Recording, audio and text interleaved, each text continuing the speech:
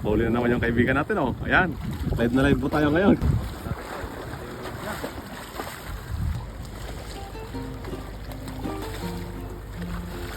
Hey guys, good morning. Ngayong araw nga maaga tayong gumising kasi nga susundin ako ng kaibigan ko dahil nga mamimingwit kami ng salmon. So time check is 2:54 AM. So mag-alas 3 ng umaga. So hantayin lang natin yung ating sundo kasi siya yung nakakalam ng palungatan. Guys, palis na kami dito. Hindi makita si Pogi, ha? Madali masyado. Ayun mga kamangyan, nandito tayo ngayon sa sabing dagat. Dito na tayo sa area. Manghuli tayo ng salmon. Ayan, sikat pala yung oras na ba? 5:12 ng umaga. Alas 5:12 ng umaga. Guys, dinawihan yung kaibigan natin, oh. Mukhang dinosaur yung nadali. Ayaw, di ba? Dinosaur yung nadali, guys. Para yung mga boat. Tabi lang siya. Tabi lang tayo namimingwit, oh. Ayan lang. Puligwasan lang yung gamit natin. Nice. Ano, boss? Ha? Ano, pakol? Sa buntot. Patingin, patingin. Asa na? Sa buntot. Anong klase? Sabot ka. Kulit tayo ng isang salmon. Ito sa buntot, oh, patangat-tangat. Sa buntot din naman. Anong klase? Pwede ba ito? Ang liit nito, ah. Pwede ito? Rockfish pala tawag dito. Rockfish. Daming isda dito. Ang hirap tanggalin, ah. Madulas to, Brad. Nandiyan may dito. Ang glove dito. May gloves tayo dito. Ito. May ano dito, may flies. Hindi, gloves lang. May sinik pa yan, matinik yan. Kaya nga eh. Kailangan natin ng gloves, oh. Para madulas yung isda. Patanga-tanga to sa buntot tinamaan. Guys, oh.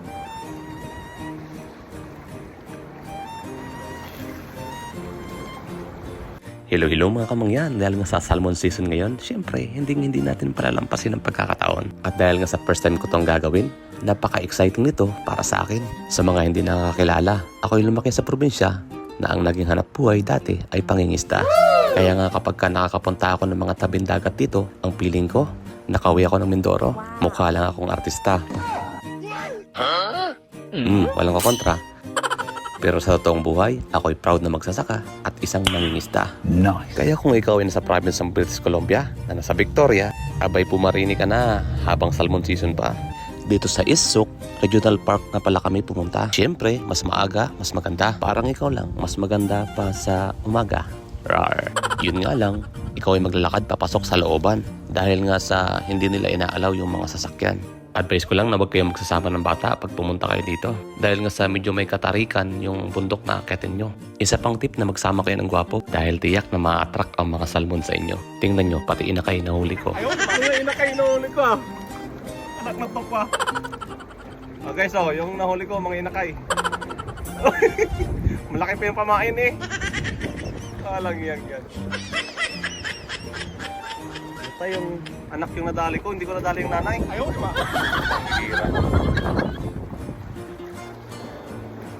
Ay, kawan to. Anak ng salmon. Papalit tayo ng pamain, guys.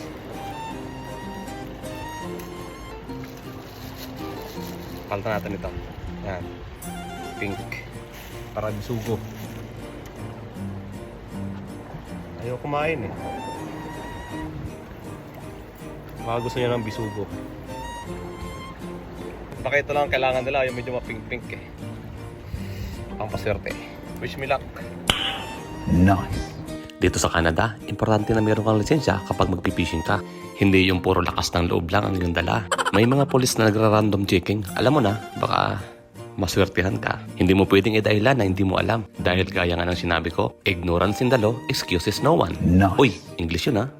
Kailangan mo lang talaga ng tiyaga kapag ikay mangingisda. Dahil nga sa hindi mo alam kung may makukuha kang biyaya.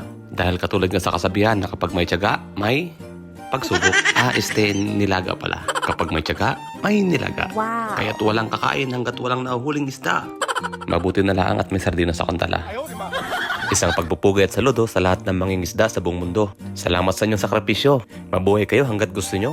Hindi naman sa lahat ng oras ikaw ay buenas. May mga pagkakataon na ikaw ay minamalas. Kung sa pamimingwit mo ikay hindi binasin, tumingin-tingin ka lang sa paligid at napakaraming tahong napupulutin. Wow. Oh guys, pag wala tayong mahuli, ayan, mangunguha na lang tayo ng tahong. Puro tahong yan, oh. Ang dami, oh. Ang laki. Guys, para panigurado may pangulam tayo, mangunguha tayong tahong. Ang dami tahong, oh. Ang lalaki. Lagi yung tahong yan. Nakatakot eh, puro nanay. So guys, tignan nyo yung tahong na are. Oh, kaya nakalaki tahong yan. Plastic din.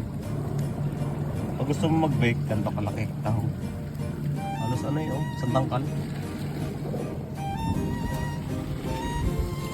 Ayan, laki yun pa yung bundok ng tahong. Nandun.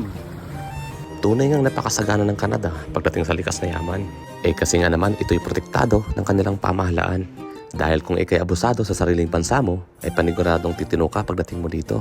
Abay sino ba naman ang hindi titino kung $1,000 ang magiging penalty mo? Sana sa Pilipinas ganito rin tayo. Kailangan lang talaga natin maging disiplinado. Yung iniisip mo, pati kapakanan ng ibang tao. Pero parang napakalabo na yatang mangyari. Dahil yung iba, di ko naman nila lahat, may ugaling makasarili. Napapaisip tuloy ako, saan ba talaga ang ugat ng problema? Sa pagsunod ng mga tao o sa pamamalakad ng gobyerno? Abay, kayo nang balang sumagot. Basta ako'y busy-busy sa pamumulot. Let's go! Tigas na siya kunin kasi may mga ugat-ugat.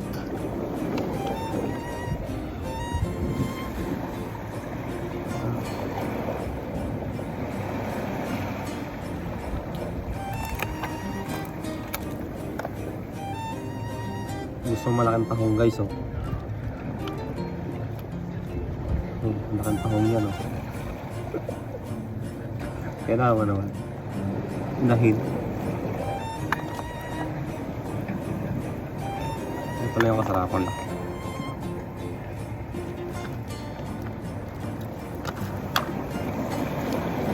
So guys, nakakuha tayo ng magandang spot. Magandang spot natin, oh. Oh. Dahil minamimit na, no, mga kabayan. Kabila pa. Ayun, kaibigan natin. Brad, kawin ka muna.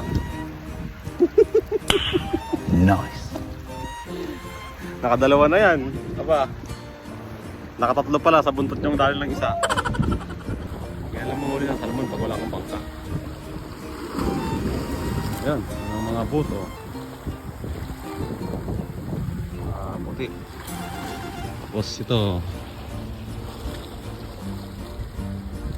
Mga kabayan natin sa pabilang. Pero may mga nahuli. Mamaya papakita ko sa inyo yung mga huli namin. Pag wala ka na mahuli, ayan o. Mulot ka na lang ng tahong. Wow. Dami ito. Wala. Nananawa ka.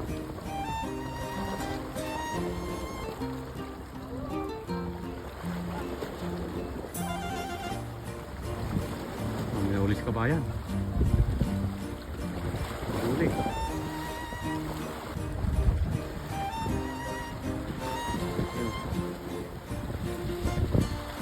Salmon. Tayo naman. Bundok na tanong, oh. Napahuli na naman yung kaibigan natin, oh. Ayan. Live na live po tayo ngayon. Kamayan. Wow. Teka lang, kunin natin yung ganso. Gansoyin natin.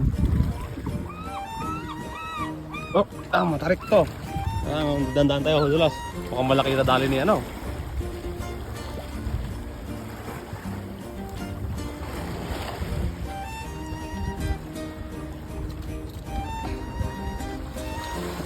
Oh, ispa natin yung ganso. Mukhang nakadali ng silayon si ano.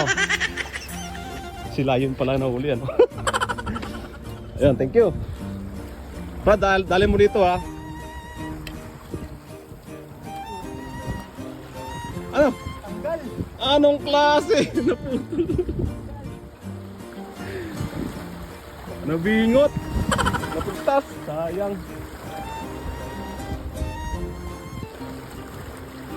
Sayang guys, nakawala. Payat. Payat pa daw siya. Pangilan mo na yon? Panglima? Ayan guys, hagis tayo kasi pahuli na ngayon.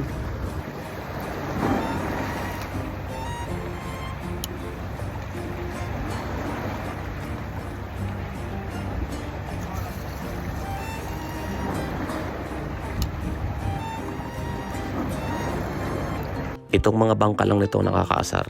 Abay kaya namang lawak ng karagatan. Doon pa talaga sa amin makikipag-agawan. Abay sa sobrang lapit, yung sa kaibigan ko, sa kawil nila sumabit. Pilit na tumatabi. Parang ngayon lang nakakita ng pugi eh.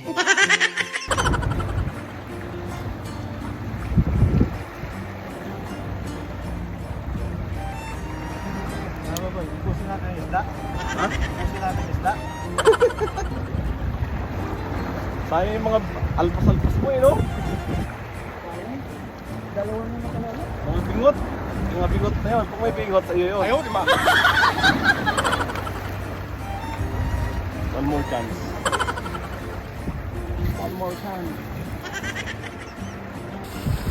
Guys, dinabihan na naman yung ating kaibigan. Huwag kang mabibingot Laging pigtas. Maliit lang kaya. Kaya angat.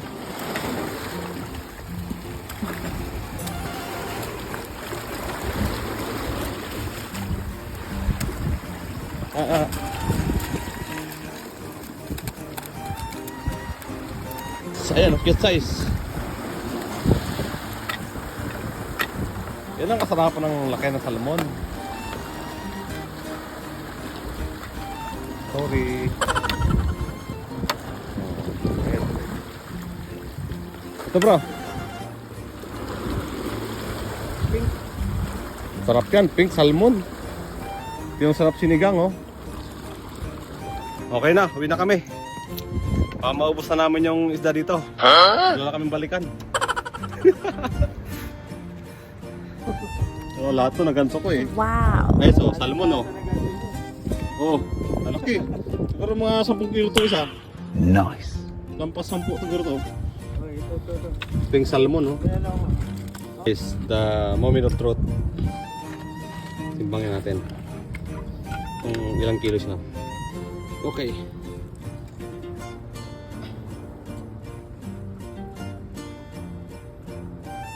Ano to? 4.5 lang? Bakit ang gaan? Yan. Oh? 12 pounds. 12 pounds? 15 ba yan dito? Ay, Kilo ba yung sa gitna? 10 kilo. pounds. Nasa 12 12 pounds. pounds. Wow. So, 5 kilo lang oh. Ito yung unang nahuli natin guys oh. Malaki siya. So nasa ano siya? Bigat sa 6. Wow. Salmon. Taga-taga ka lang mamingwit. Sa 4, mayroon pang ito. Anong tawag dito? Rockfish? Parang na sa atin, itong bato. Hey bro, what's up? Nice hardfish. Yeah. Oh yeah! Come on bro! It's good! Come to Papa! Oh, thank you kaya. Tapos makabitaw, no? Oh, laki! Malaki brad! It's a shark! Oh! Laki!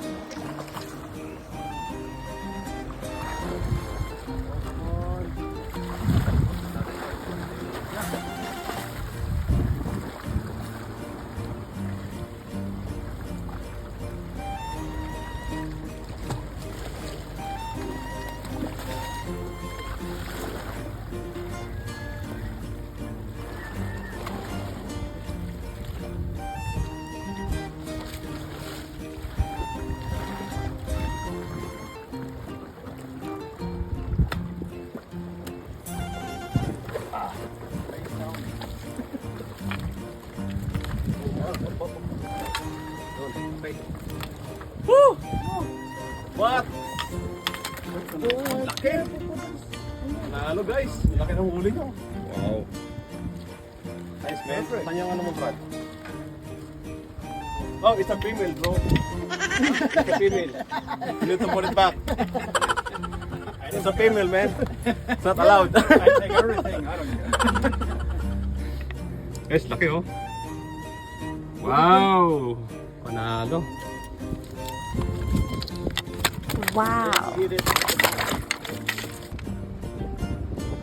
Guys, dito tayo sa pinakataas na na spot oh. Ang ganda ng view. Oh, diyan tayo namingwit kanina sa baba.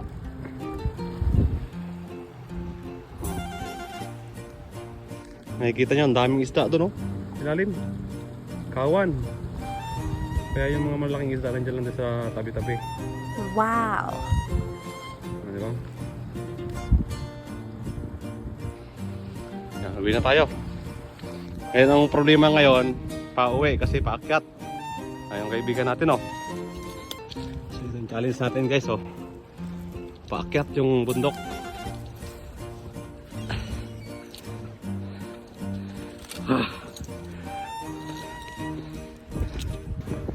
Guys, doon na galing oh. Yung sa kabayan sa baba.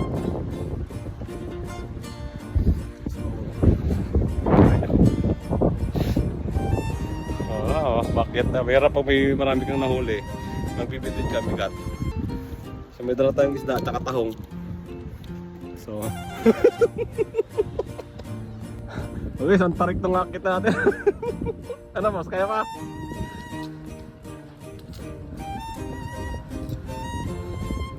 Ah. Ah.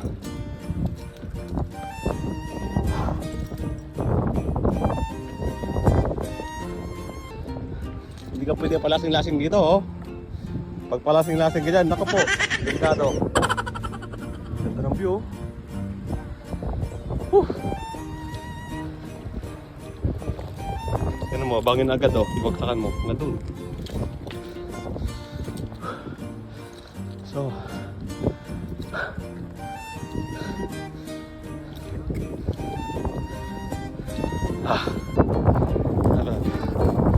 At dahil nga sa na-miss tayo sa ganda ng view, syempre magpipicture muna tayo. Smile!